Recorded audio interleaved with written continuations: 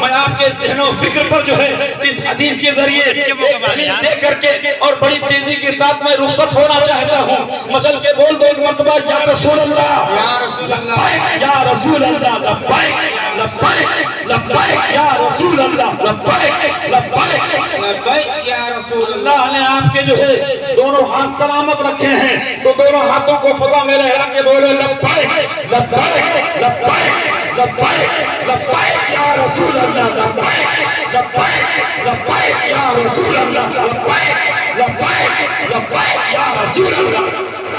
اللہ کے رسول صلی اللہ علیہ وسلم کا دور ہے، ذرا غور کیجئے. اللہ کے رسول صلی اللہ علیہ وسلم کے جو ہے دور میں کس قدر جہالت کا گھٹا ٹوپ اندھیرا چھایا ہوا تھا. ذرا قربان جاؤ مسلمانوں، پیارے پیغمبر رحمت دو عالم صلی اللہ علیہ وسلم جب اس دھرتی پر میرے آقا نے اپنے قدم کو رمضا فرمایا تو دیکھا کہ بڑا چاروں طرف جو ہے جہالت کا اندھیرا چھایا ہوا ہے.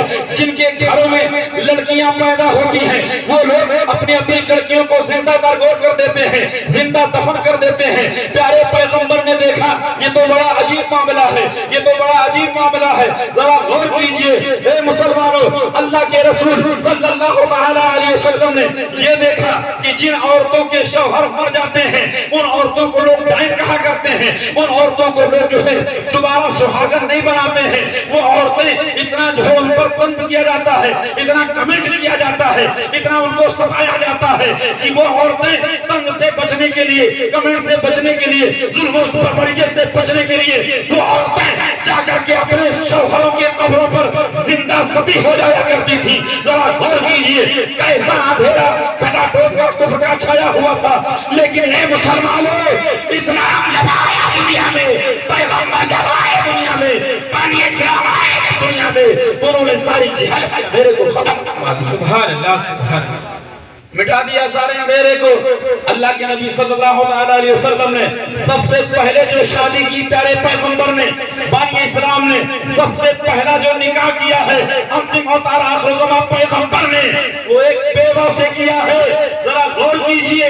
اور وہ بیوہ ایسی تھی کہ دو نکاح ان کا پہلے ہو چکا تھا اور ادھر نکاح ہوا ادھر شوہر کا انتقال ہو گیا، ادھر نکاح ہوا ادھر شوہر کا انتقال ہو گیا.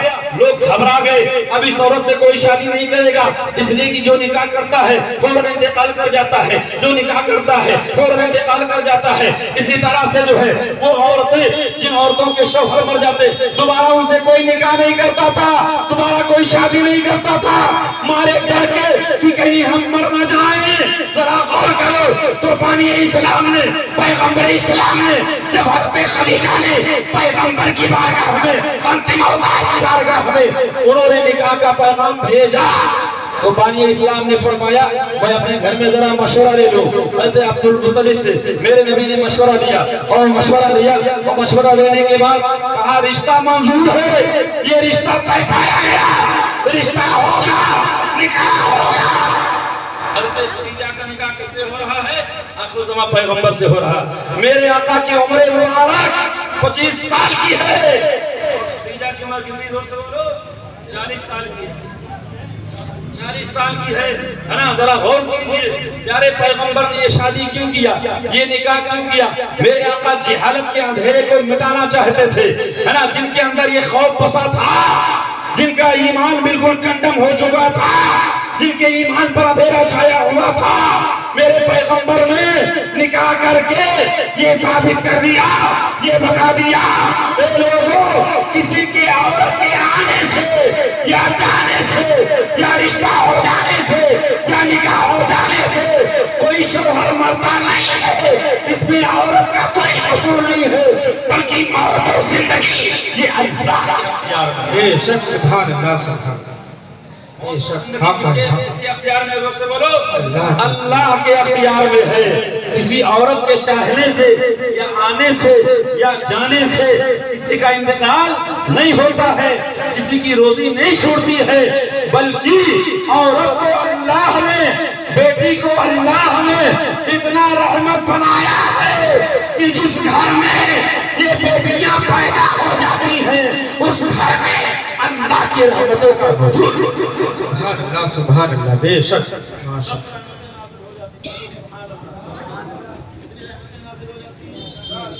رحمتیں نازل ہو جاتی ہیں. سمجھے یار پیارے پیغمبر نے جب حضرت خدیجہ رضی اللہ تعالیٰ عنہ سے عقد کیا تو ذرا غور کیجئے ہے نا, بڑا جہالت کا گھٹا ٹوپ اندھیرا چھایا ہوا تھا.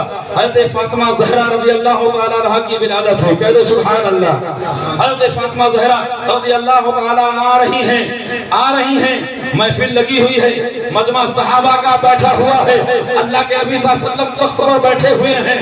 میرے آقا صلی اللہ علیہ وسلم جو ہے تخت سے نیچے اترتے اور دوڑ کر کے اپنی بیٹی فاطمہ کو اپنے آغوش میں اٹھا لیتے, پیشانی کا بوسہ دیتے, کلیجے سے لگاتے اور فرماتے, اے میری بیٹی فاطمہ آؤ آؤ تم اس جگہ پر بیٹھو جہاں پر اللہ کا محبوب رہتا ہے. سبحان اللہ سبحان اللہ. اے مسلمانوں, بیٹیوں کو عورتوں کو اگر کسی نے درجہ دیا ہے سب سے پہلے تو بانی اسلام انتم اوتار ہے. سبحان اللہ, آخر زمان پیغمبر ہیں. اسلام نے جو عزت, اسلام نے جو وقار, اسلام نے جو عظمت, اسلام نے جو عزت عورتوں کی بڑھائی ہے, رہتی دنیا تک کے لوگ پر پڑک کر کے پیاسا ہے. جو وقار اسلام نے عورتوں کو دے دیا ہے اب کوئی دینا, سبحان اللہ. اب کوئی دینا پائے گا. سمجھے آپ, ذرا غور کیجئے. پیارے پیغمبر رحمت دو عالم صلی اللہ علیہ وسلم نے فرمایا, کیا فرمایا معلوم ہے؟ اے لوگوں سنو, الجنت تحت اقدام الامہات. اے لوگوں اپنے ماں کی عزت کیا کرو, اپنے ماں کی خدمت کیا کرو, اس لیے کہ تمہاری ماں کے قدم کے نیچے اللہ نے جنت رکھی ہے. سبحان سبحان اللہ سبحان اللہ. اللہ نے کیا رکھی, دوست سے بولو, جنت رکھی ہے. جنت رکھی ہے.